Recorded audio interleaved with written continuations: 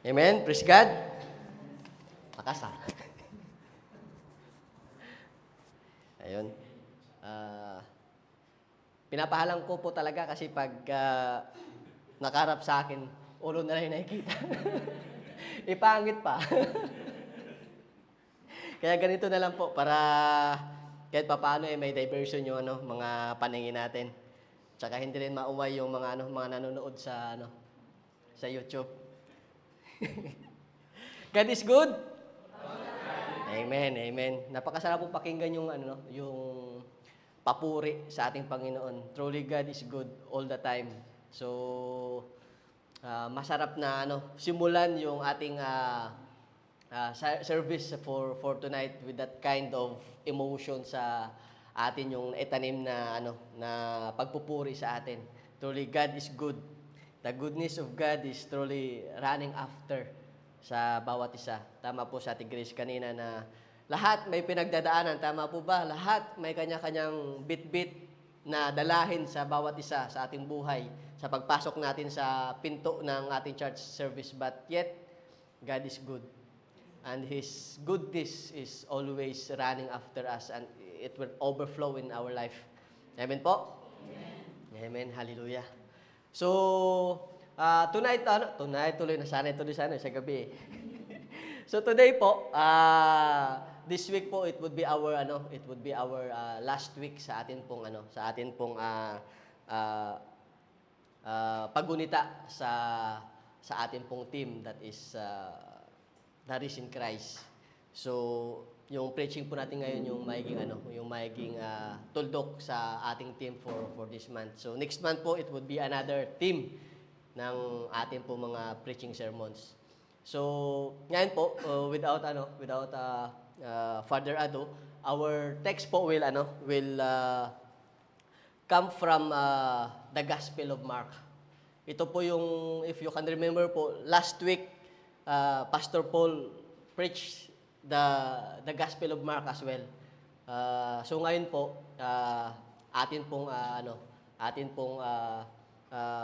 pag-usapan o atin pong hihimayin yung buong content ng Mark chapter 16 verses 1 to 8. So sige po, let's stand. I invite everyone po to rise up and samahan niyo po akong basahin ng may paggalang ang salita ng ating Panginoon kasi ito po ay buhay. So, in verse 1 it says that, now, when the Sabbath was past, Mary Magdalene, Mary the mother of James, and Salome bought spices that they might come and anoint him. Very early in the morning, on the first day of the week, they came to the tomb when the sun had risen.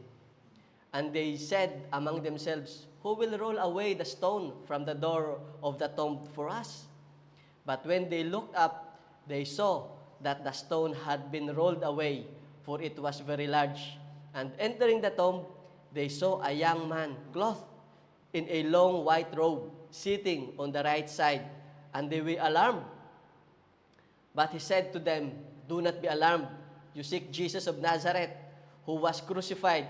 He is risen. He is not here. See the place where they laid him.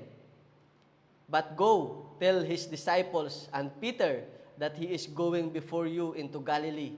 There you will see him. And he said to you, so they went out quickly and fled from the tomb, for they trembled and were amazed, and they said nothing to anyone, for they were afraid.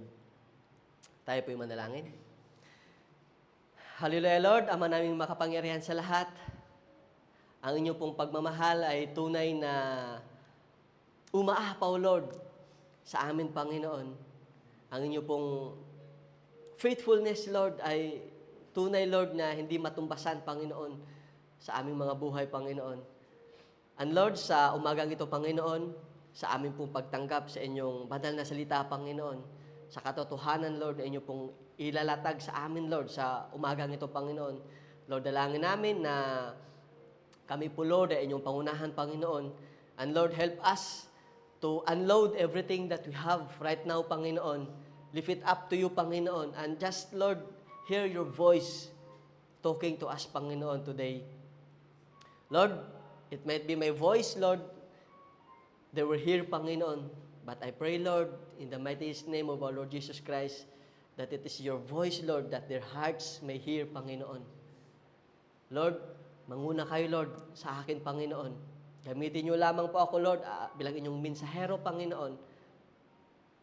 But I believe, Lord, that you will be the one, Lord, to move the hearts of your children, Panginoon. Again, Lord, sa iyo lamang, Lord, ang kapurihan.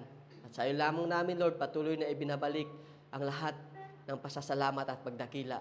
Ito ang aming panalangin sa nag-iisa at tunay na makapangyarihang pangalan ng inyong anak na si Jesus. Amen. Sige po, tayo po'y maupo. And the title po of our sermon for today is The Blessed Tree. The Blessed Tree. Yan po yung ating title.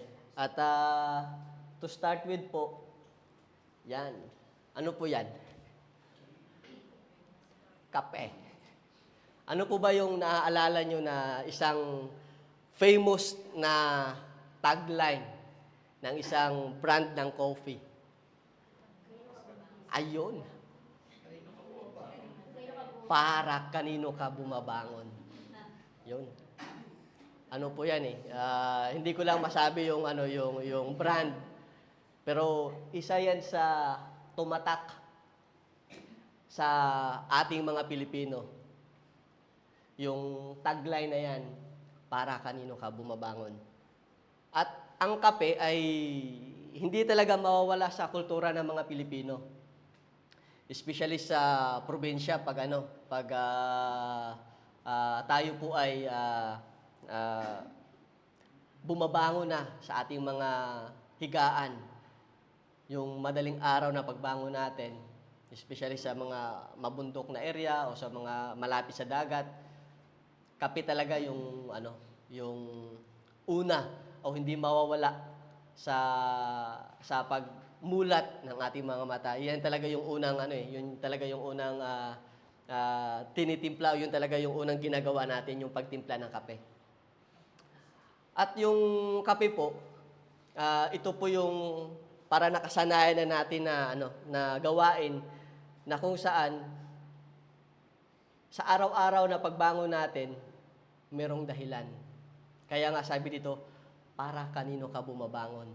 Kasi the moment that you woke up, the moment that you rised up, merong rason bakit kailangan mong ipagpatuloy ang buhay. Merong dahilan, meron kang ipinaglalaban. Maaring yung pamilya mo, o di kaya maaring yung career na meron ka, o di kaya sa mga nag-aaral pa lang, sa mga pa lang natin, yung maitapos o makapasok sa pag-aaral, maitapos yung ating pag-aaral. Pero ganun pa man, every time that you woke up, every time that we rised up, every time that we stirred, yung hinahalo natin yung kape at naaamoy natin yung aroma ng kape, maaalala natin na merong dahilan kung bakit tayo bumabangon. At sa atin pong pag-uusapan o sa preaching po natin sa araw na ito, meron din pong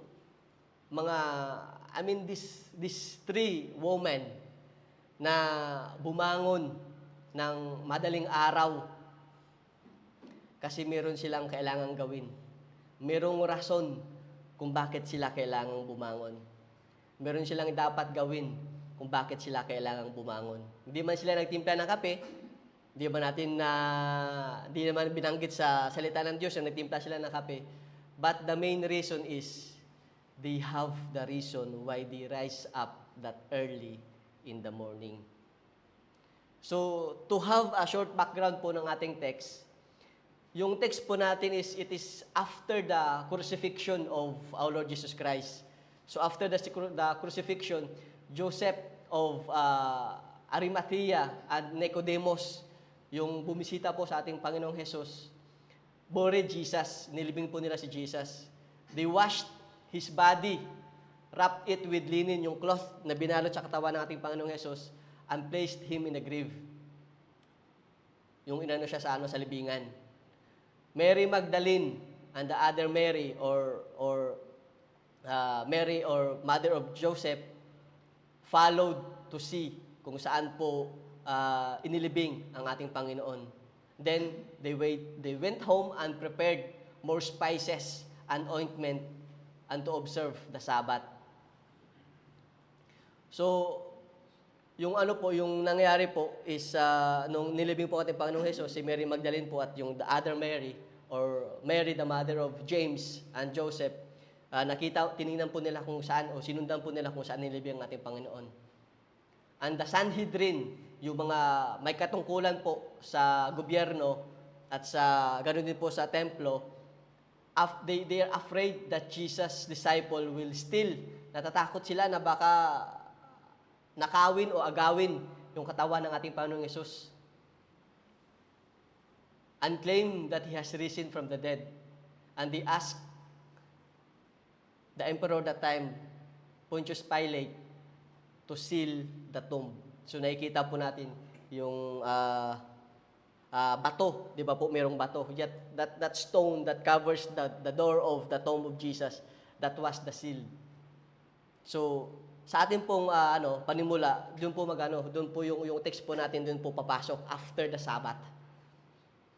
So ang ating pong text o ating pong preaching is the blessed tree in the empty tomb conveys first the message of love. The message of love. Sabi po sa verses 1 to 3, Now, when the Sabbath was past, Mary Magdalene, Mary the mother of James, and Salome bought spices that they might come and anoint Him. Very early in the morning, on the first day of the week, they came to the tomb when the sun had risen. And they said among themselves, Who will roll away the stone from the door of the tomb for us? So this woman po, yung tatlong babae na nabanggit dyan, Mary Magdalene was a woman of strong faith who had been healed of 7 demons by Jesus. Siya po yung babae na pinagaling ng ating Panginoong Hesus because she was possessed by, hindi lang isa, hindi lang dalawa, 7 demons possessed Mary Magdalene. And Jesus healed her. She suffered po yung physical and emotional trauma because she was possessed by these 7 demons. And once she was healed po, her loyalty to Jesus was unwavering. Hindi na po yung devotion niya, yung commitment niya sa paglilingkod sa ating Panginoong Hesus, it's totally unwavering po. And then yung pangalawa naman, Mary, the mother of James. And then the other one po is or sa other pong sa other text or sa other gospel, it was mentioned po as the other Mary. Tapos yung pangatlo po si Salome. Yan po yung tatlong babae. Si Mary Magdalene, si Mary the mother of James, or sa other translation, or sa other gospel po, the other Mary. And the third one po is Salome. Sila po yung tatlong babae. So, si naman po, si Salome naman, he was the mother of disciples of Jesus, which is James and John. And if you can remember po, sa Gospel of Matthew, siya po yung nanay na lumapit kay Jesus at nag-request na yung mga anak niya, which is James and John, sila po yung maupo sa right side and left side of the kingdom of Jesus. So these are the 3 women pala, at may S. So, these 3 women po were devoted followers of Jesus. At andun din po sila, present din po sila sa crucifixion and burial of our Lord Jesus Christ. So after po ng Sabbath, bumili sila ng mga spices to anoint the dead body of Jesus. So, on that time po, Sabbath po, starts on the sundown o yung pagbaba ng araw ng Biyernes till sundown of Saturday. So, yung Sabbath po will start on the pagbaba ng araw ng Biyernes hanggang sa pagbaba ng araw ng Sabado. Yun po yung haba ng Sabbath. So, nung Sabado po ng gabi after Sabbath, kasi bawal po silang gumawa ng anything in Sabbath day, they need to rest. So after the Sabbath, which is night of Saturday, yun po yung time na kung saan bumili sila ng mga spices na dadalhin nila to anoint the dead body of our Lord Jesus Christ. Their intention is to go to the tomb the next morning and perform one final act of love and service to the Lord Jesus Christ. At sa panahon po na yon, ang mga tao po ay talagang bumabangon ng madaling araw. Some Bible scholars po says that this early in the morning or before dawn, it is between 3 a.m. po ng madaling araw hanggang 5:30 in the morning kasi they are saying that the sun rise up at 6 o'clock in the morning. So, it would appear po that these 3 women got up earlier than that kasi kailangan pa nila mag-prepare. They arose from their beds, gathered their spices together, and made their way to Bethany. From Bethany, kasi Bethany po, yun yung lugar na kung saan sila nakatira, going to the tomb outside the city of Jerusalem. So yung distance po is roughly 2 miles or 3 kilometers. Halos yung layo po ng Ansar Mall hanggang sa city center ng Sharjah. So ganun po kalayo yung kailangan nilang lakarin to perform one final act of love and service to the Lord Jesus Christ. So, habang ang mga disciples ng ating Panginoong Jesus, nag-lock po yung mga disciples. After po ng crucifixion ng ating Panginoong Jesus, the disciples gathered together, locked the door. Nag-lock po sila, nagtago sila, at puno sila ng takot. But these 3 women choose to get up early in the morning and show their love, commitment, and devotion to Jesus.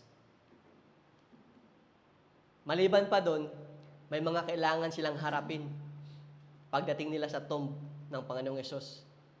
Una, ito po yung mga bantay sarado na kasi yung tomb po, as I mentioned earlier, ito po ay bantay sarado ng mga gwardya.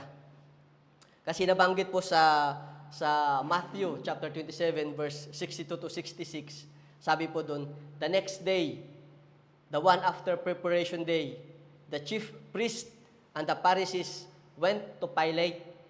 Sir, they said, we remember that while he was still alive, which is referring to our Jesus Christ, while Jesus Christ is alive, that the Savior said, after 3 days, I will rise again.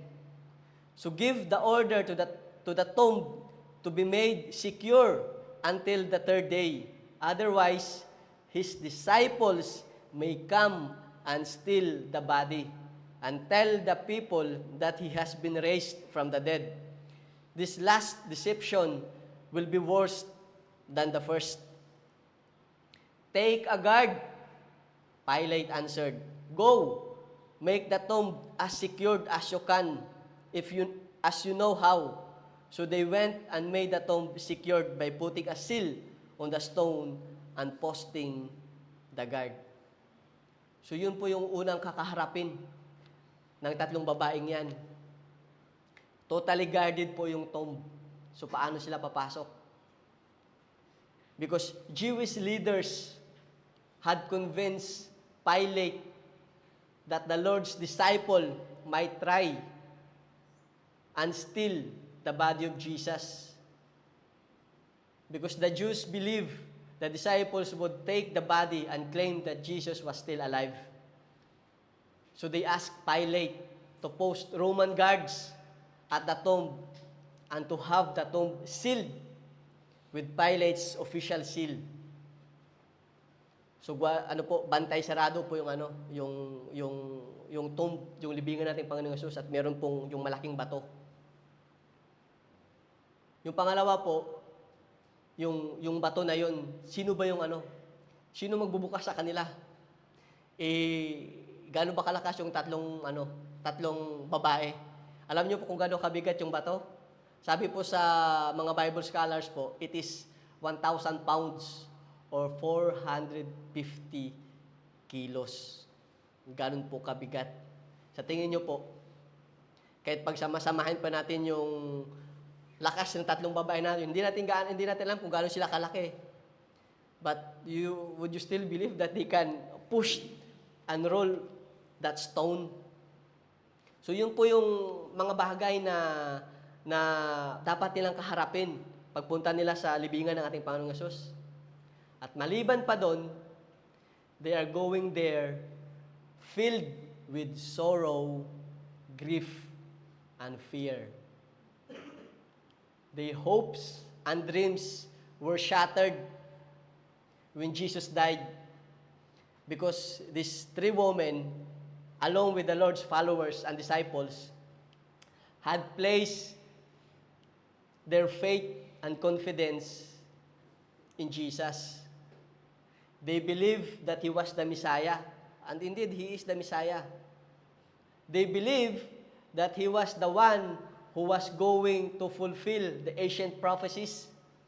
They believed that He was the one who would be the King of Israel. They believed that He would establish God's kingdom on earth. Yun po yung paniniwala nila sa ating Panginoong Hesus. And all that hopes and dreams ay biglang naglaho as they witness Jesus died on the cross. Kasi akala nila ang Panginoong Hesus siya yung magtatayo ng kingdom dito sa lupa. Magiging hari ng Israel, papalayain yung Israel.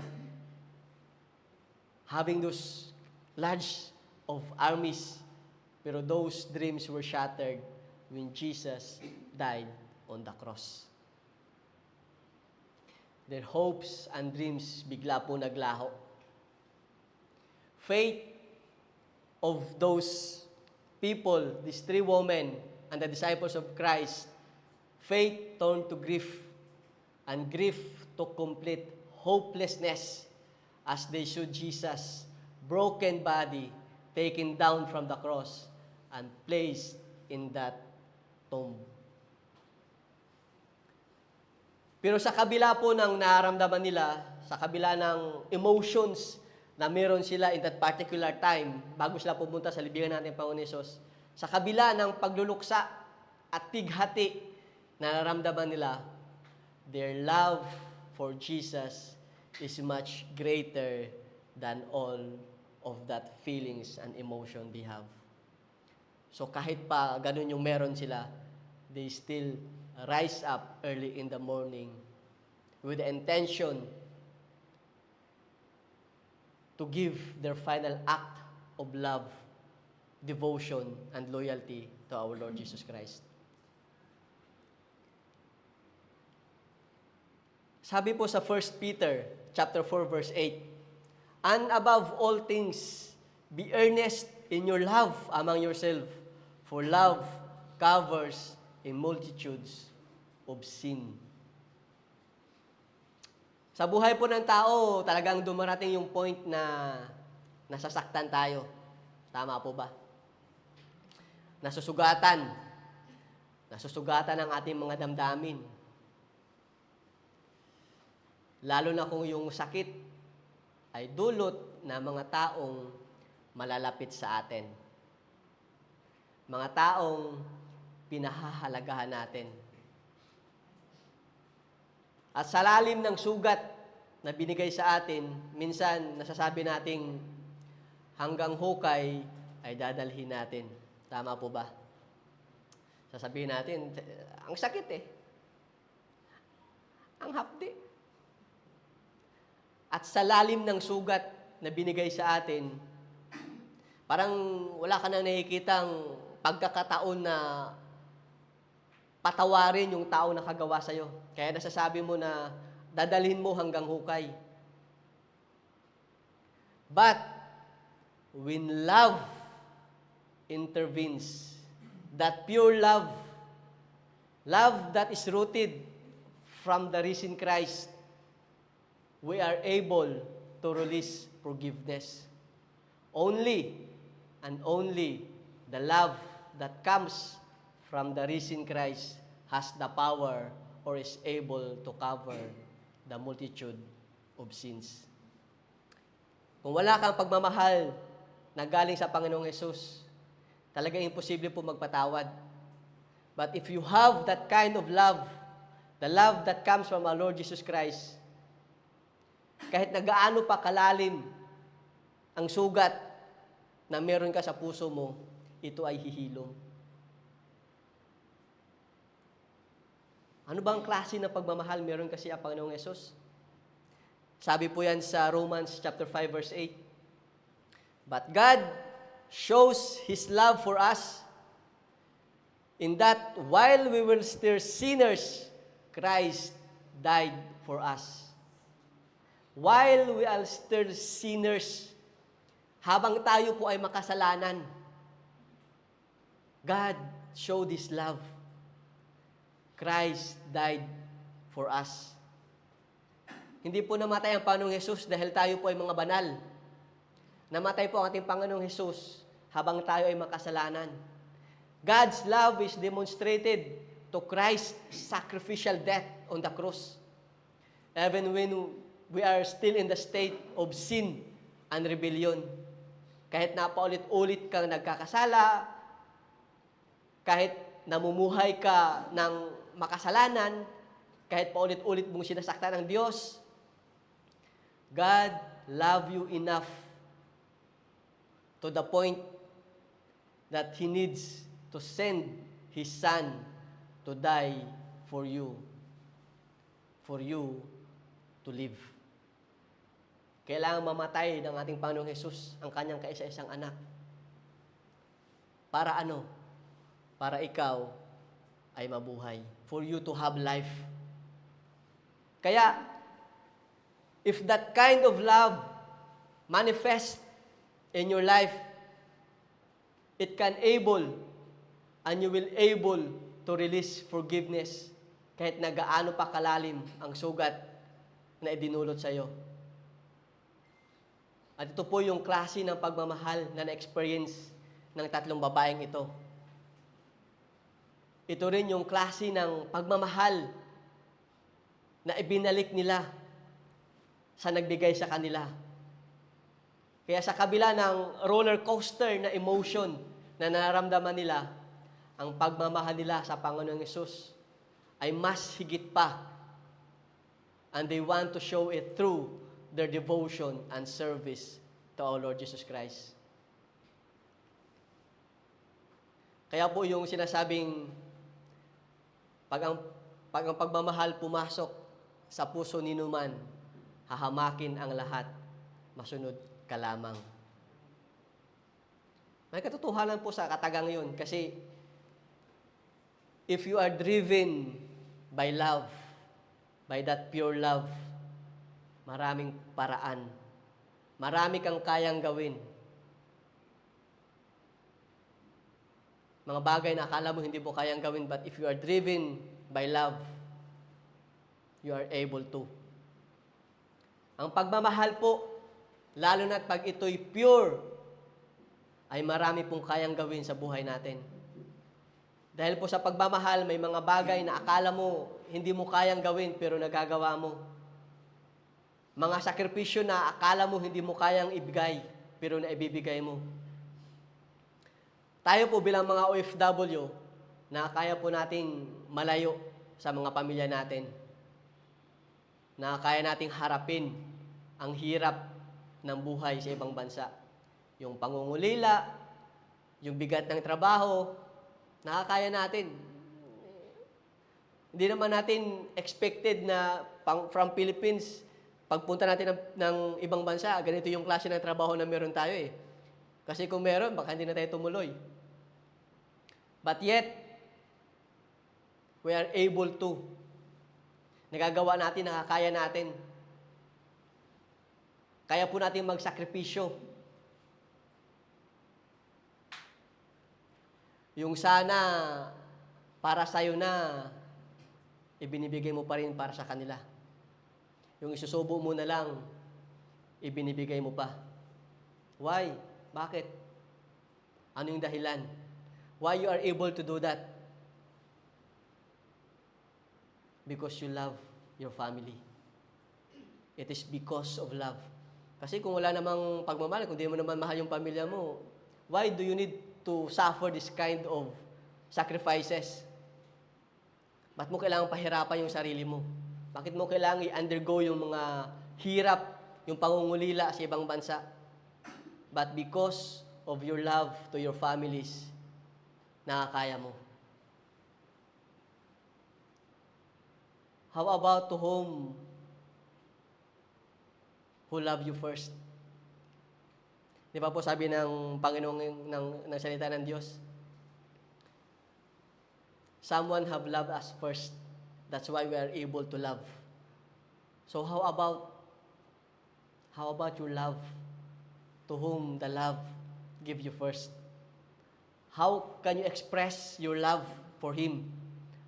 What are the things that you can do for Him?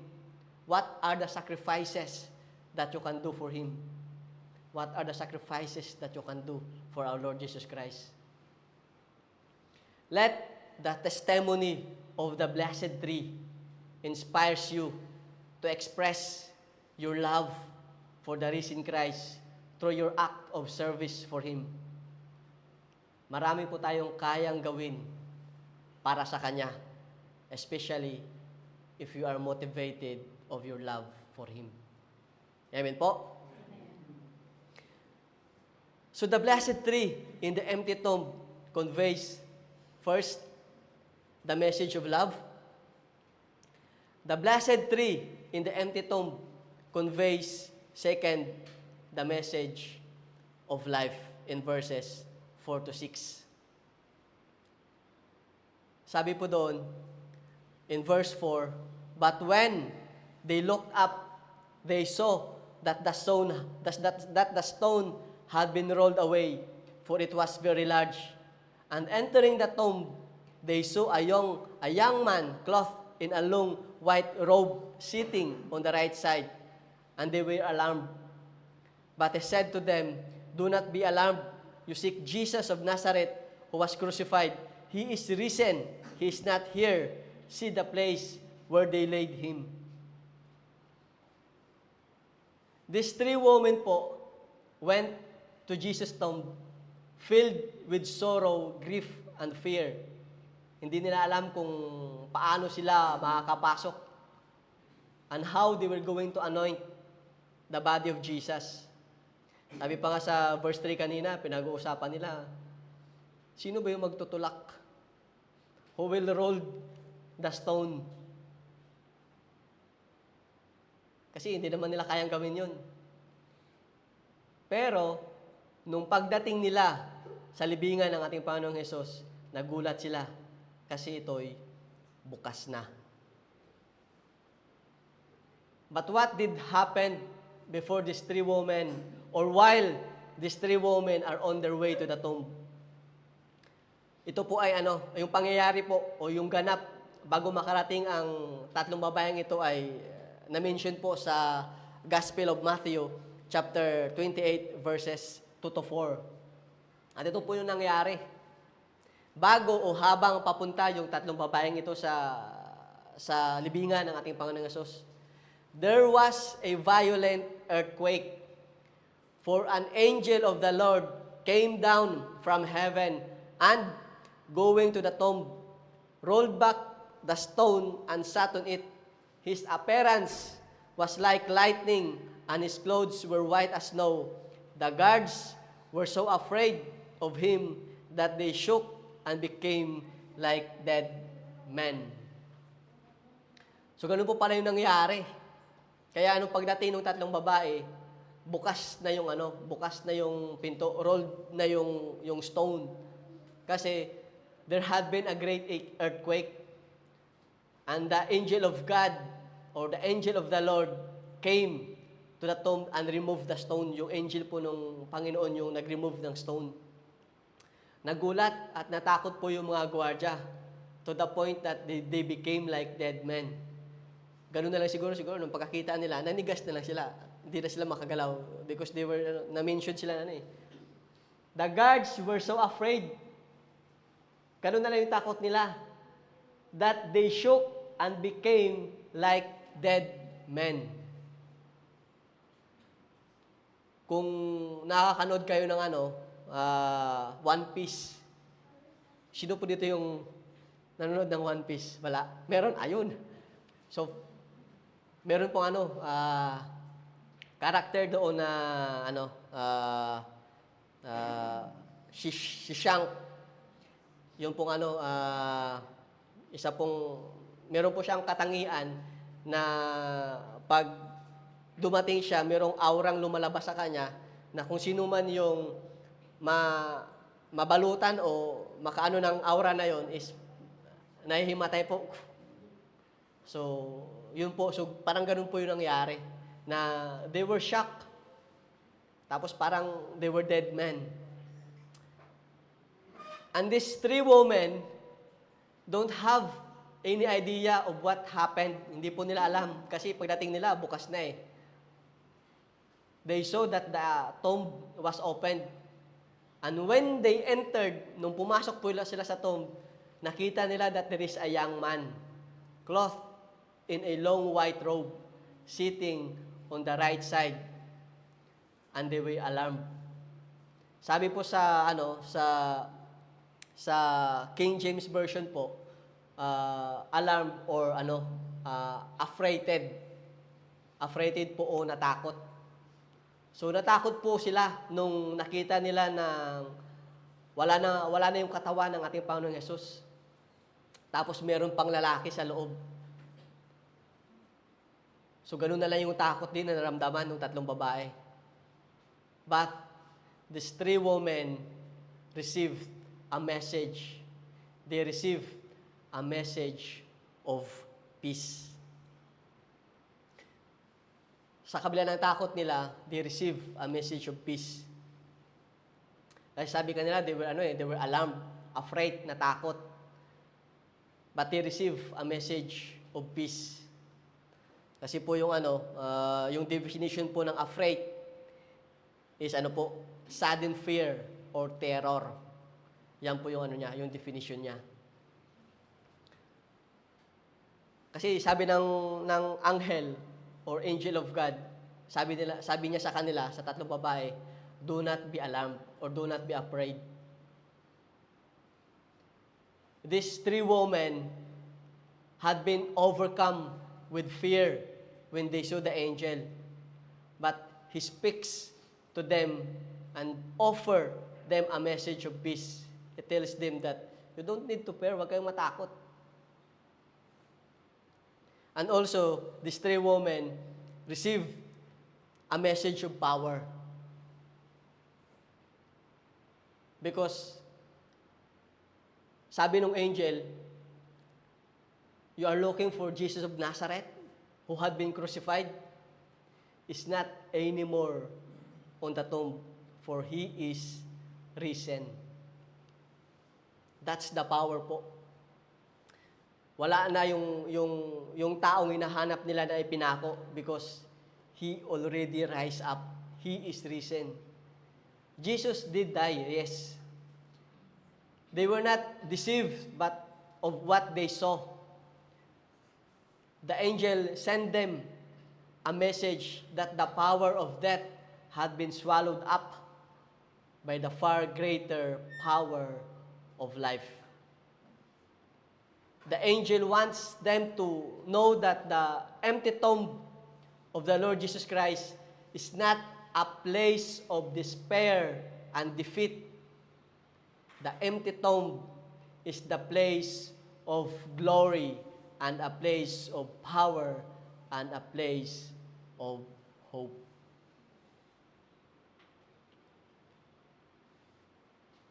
Sabi po sa Romans chapter 6 verse 23, "For the wages of sin is death, but the free gift of God is eternal life in Christ Jesus our Lord." Sin brings death, but the gift of God is eternal life through Christ Jesus. Death had been defeated because the tomb is empty and Christ had rised up. Christ had risen. In Christ, there is life. Physical death po comes in any form at any time. Maaari pong sa sakit, maaari pong disgrasya, maaari din pong katandaan, o maaari pong someone will just simply pass by and take your life. So death po is, hindi po natin, it is, kumbaga, ito po yung part ng buhay natin na hindi natin alam kung paano, kung sa anong paraan, at kung kailan darating. But sure, it will come.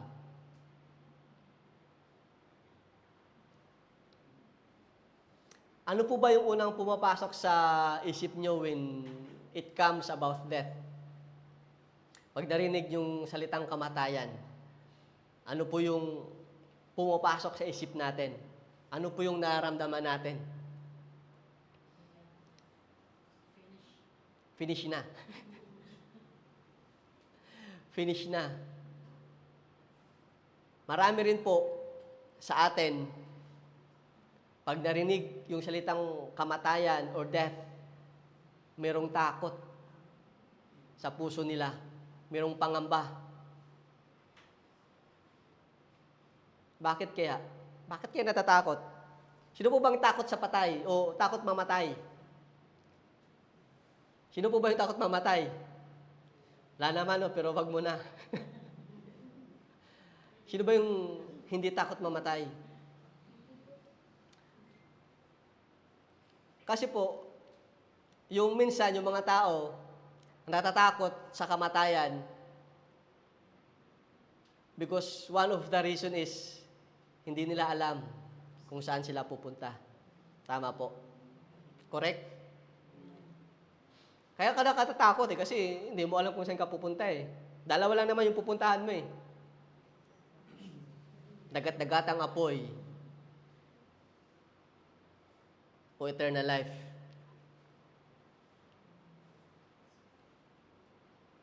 Hindi natin alam. At wala namang gustong mapunta sa dagat-dagatang apoy. Tama po ba? We all know, alam naman natin na lahat naman gustong mapunta ng langit eh. Kasi we know kung ano yung meron doon. At we also know kung ano yung meron dito. At siyempre naman, lahat gustong andon. Pero paano po ba? Paano po ba? Sabi po sa John chapter 3 verse 3, Jesus replied, "Very truly I tell you, no one can see the kingdom of God unless they are born again." Unless they are born again. Ito po yung time na kung saan si Nicodemus, yung nabanggit ko po kanina, ito po yung time na dinalaw niya ang ating Panginoong Jesus. Si Nicodemus po ay isa po siyang Pharisee and a member of Jewish court. So, mataas po yung katungkulan ni Nicodemus. Maalam din po siya sa batas. Maalam din po siya sa Old Testament. Dinalaw niya ang ating Panginoon Jesus. Patago pa nga gabi pa nga siya pumunta kasi it was not mentioned po sa Bible kung ano yung dahilan niya bakit kailangan niyang pumunta ng ganong oras. Pero gabi po siya pumunta sa ating Panginoong Jesus. And when they have this discussion, sabi po sa kanya ng Panginoong Hesus, no one can see the kingdom of God unless they are born again. Yung problema po, mali ang pagkakaintindi ng salitang born again. Born again po ay hindi grupo ng mga tao. Ito po ay isang proseso ng buhay mo for you to see the kingdom of God. Your spirit needs to be born again because it was dead because of sin. Jesus came to the world not to introduce a religion po, but to have a relationship with God through Him. Born again po is not a religion. It is a life change by God. Again po, born again are not or is not a religion. O hindi po siya grupo ng mga tao na may iisang paniniwala. Born again is not a religion. It is a life change by God. Ito po yung kailangang mangyari sa buhay natin. Kailangan po may pagbabago. Because death is not the end. Death is just the start. Death must come to anyone to have an eternal life.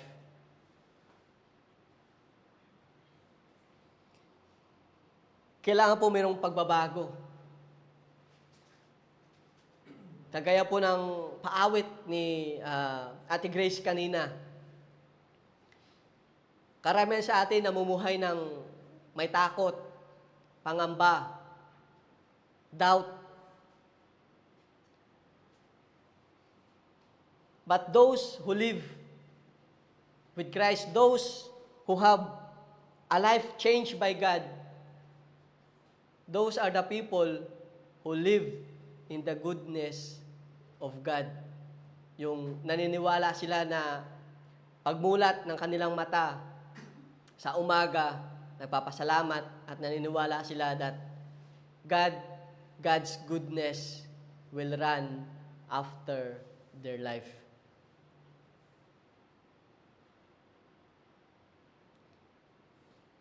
Sabi po sa John chapter 3 verse 16 to 17, "For God so loved the world that He gave His only Son, that whoever believes in Him should not perish but have eternal life. For God sent the Son into the world not to condemn the world, but the world might be saved through Him." Jesus was sent to the world by the Father not to condemn the world, but to save the world. That whoever believes in Him shall not perish, shall not die, shall not experience eternal death, but have eternal life. At sabi po sa John chapter 14 verse 6, Jesus said to him, "I am the way, the truth, and the life. No one comes to the Father except through me." Tangi ang Panginoong Hesus lamang po ang daan, ang katotohanan, at ang buhay. Jesus' resurrection is a powerful declaration of the victory of life over death. In the face of despair and hopelessness, the resurrection offers the promise of new life and the restoration of all that was broken. Amen po? The blessed tree in the empty tomb conveys, first, the message of love. The blessed tree in the empty tomb conveys, second, the message of life. The blessed tree in the empty tomb conveys, third, the message of liberation in verses 7 to 8.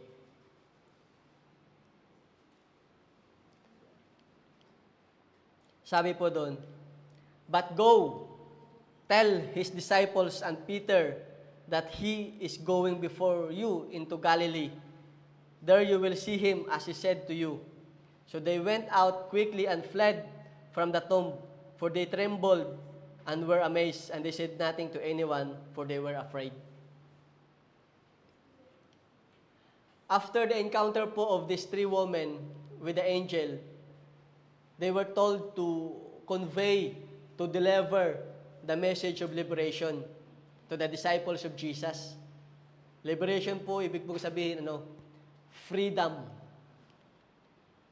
Freedom. In John chapter 20 po, verse 9-10, "Then the same day at evening, being the first day of the week, when the doors were shut, where the disciples were assembled for fear of the Jews, came Jesus and stood in the midst and said unto them, Peace be unto you." Dahil po sa maling pagkakaintindi ng mga disciples ni Jesus about Him being the Messiah, kagaya po na nabanggit ko kanina sa point number 1, na akala nila Jesus will build the kingdom the kingdom on earth and became the King of Israel. And when Jesus died, yung hope na po niyo nila, it was shattered. Yung hope nila nasira. They were crushed into pieces. And on top of that, they were filled, napuno po sila ng takot sa pwedeng gawin sa kanila for being followers of Jesus. Kaya po nagsara sila ng pinto, nag-lock sila, at nagtago. But these three women will change their life. These three women will deliver the message of liberation, the message of freedom, because Jesus is alive. There is no need for the disciples to fear because Jesus is alive. Special mention din po si Peter, because Peter was the one who denied Jesus 3 times. If you can remember po, if you can recall yung pangyayari.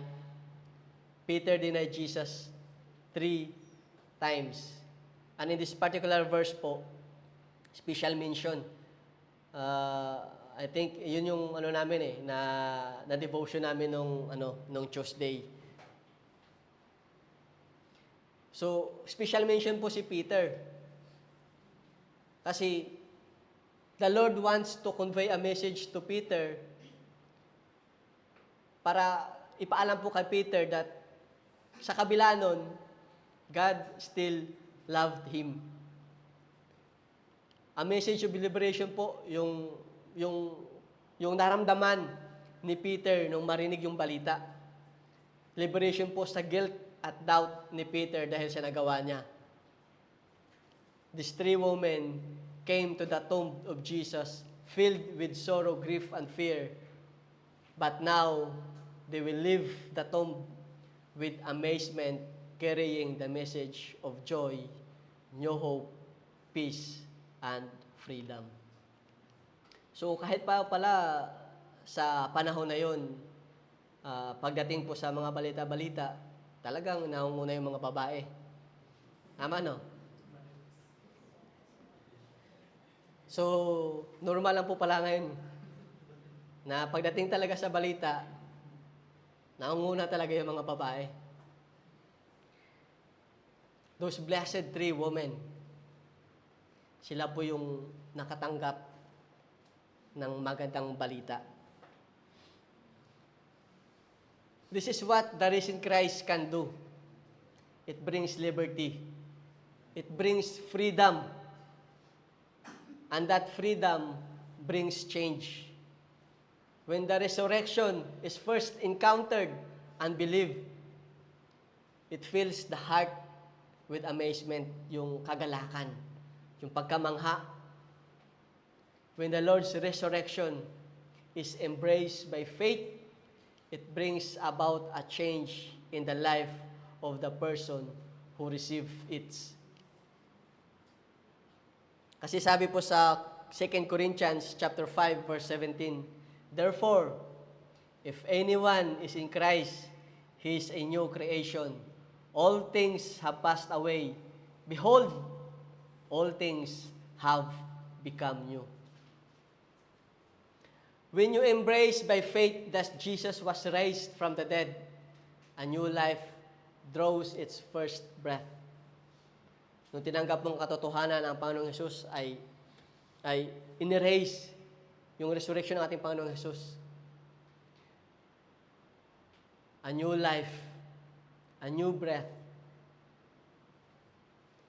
And this new life po is, again, that new life is not a perfect life. You have a new life, but it's not a perfect life. But it is a different life now. Tama po ba? May perfect po ba dito?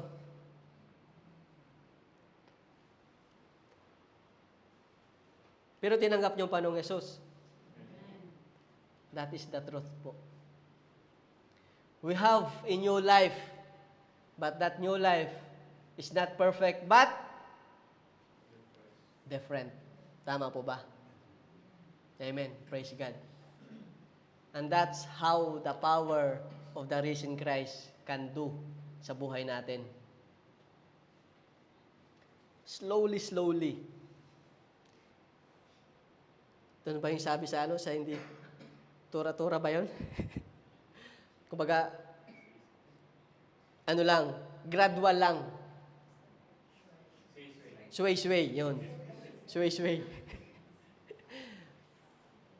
But, the main thing po is, merong pagbabago.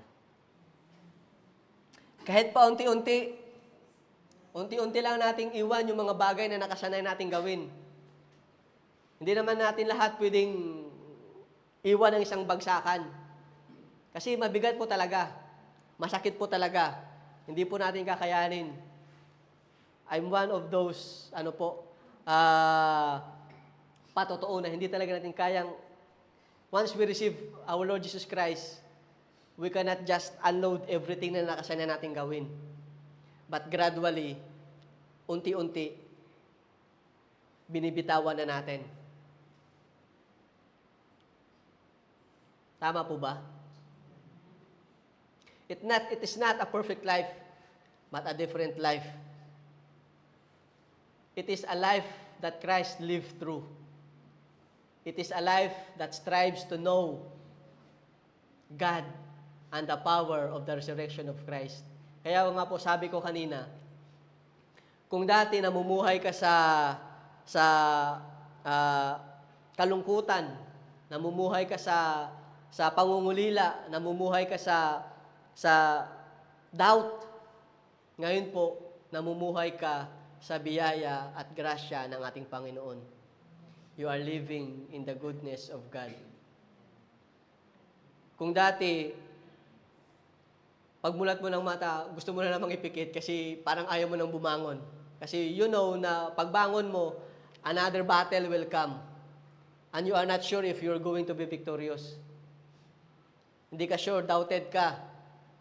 But if you are in Christ, if you have Christ in you, if you have the power of the risen Christ, pagbangon mo, maingiti ka na. Kasi hindi dahil sa wala kang kaharapin, but you have this kind of hope in your life na kahit na kung ano man yung kakaharapin mo sa umagang iyon, so sa araw na yon, you will end up victorious, not because of what you can do, but because of what God can do for you. Amen po? And that is the change. That is why your life is different now.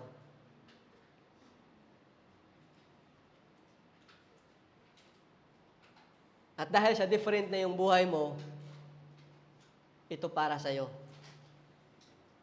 I am the light of the world. He who follows me will not walk in the darkness, but will have the light of life. I am the light of the world. That is what our Lord Jesus Christ says. He is the light of the world.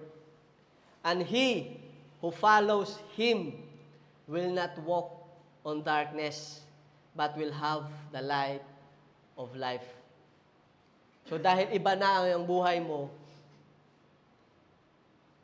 let the people around you knows that different on you. And because you have the light of Christ, carry the light of Christ. If you are not now walking in darkness, you are now not walking in sorrow, in pain, and in grief. You've been free. Pinalaya ka na sa ganong klaseng pamumuhay. You will be free. So bring that life. Carry that life. Be the bearer of the light of Christ.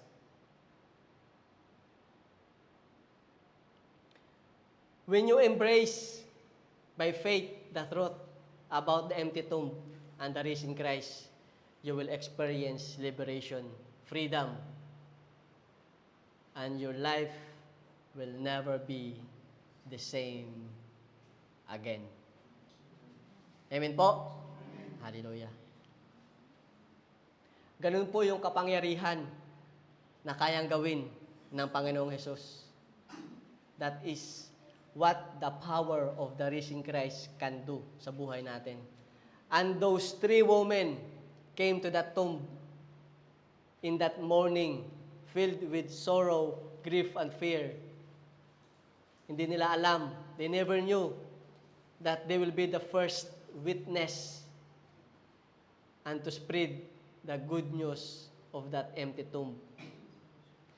And just like these 3 women, these 3 blessed women, God will use you as well to roll countless stones away from the hearts of people around you. Magpapagamit po ba kayo? Amen. The risen Christ said to His disciple, "Blessed are those who have not seen and yet believe." Blessed are those who have not seen and yet have believed. And that is you po, my dear brothers and sisters. Blessed are you who have not seen the risen Christ, yet believed in Him.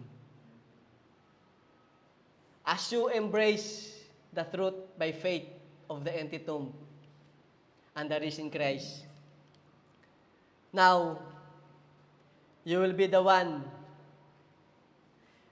Kayo na po ngayon ang pinili ng ating Panginoon. To what?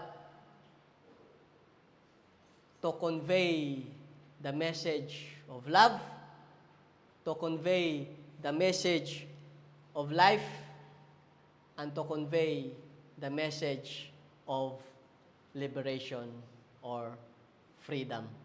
Amen po? Amen. Let us all stand.